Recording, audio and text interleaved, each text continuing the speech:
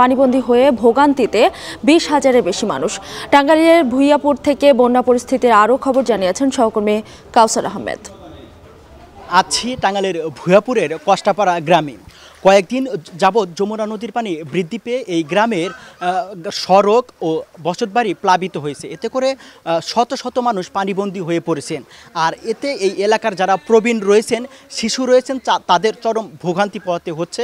বিশেষ করে যারা শিক্ষার্থীরা রয়েছে, যাদের ষান্মাসিক পরীক্ষা চলছেন, তাদের সকালে স্কুলে যেতে ও দুপুরে স্কুল থেকে ফিরতে চরম ভোগান্তি পোহাতে হচ্ছে। এই এলাকার মতো পার্শ্ববর্তী গাবসারা ইউনিয়ন ও নিকরাইল ইউনিয়নের কয়েক হাজার মানুষ পানিবন্দী হয়ে পড়েছেন। তারা অভিযোগ করছেন যে সরকারের পক্ষ থেকে ও জনপ্রতিনিধিরা এখনো পর্যন্ত কোনো তাদের ত্রাণ সহযোগিতা দেয়নি। এতে করে ওই এলাকায় বিশুদ্ধ পানি ও শুকনা খাবারের অভাব দেখা দিয়েছে। আর ভুয়াপুরের মতো কালীহাতি, টাঙ্গাইল সদর ও নাগরপুরের অন্তত 20,000 মানুষ পানিবন্দী হয়ে পড়েছেন। আর বন্যার পানি বৃদ্ধি পেয়ে ভুয়াপুর ও বাসাইলের অন্তত 5টি কাঁচা পাকা সড়ক ভেঙে যোগাযোগ বিচ্ছিন্ন হয়ে পড়েছে।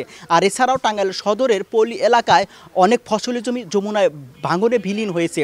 আর এদিকে পানি উন্নয়ন বোর্ড বলছে যে গত 24 ঘন্টায় বড় বড় নদী এর পানি বিপদসীমার উপর দিয়ে প্রবাহিত হচ্ছে। এর মধ্যে যমুনা নদীর পানি বিপদসীমার 36 সেন্টিমিটার উপরে, ঝিনাই নদীর পানি 100 সেন্টিমিটার উপরে ও ধলেশ্বরী নদীর পানি 19 সেন্টিমিটার উপর দিয়ে প্রবাহিত হচ্ছে।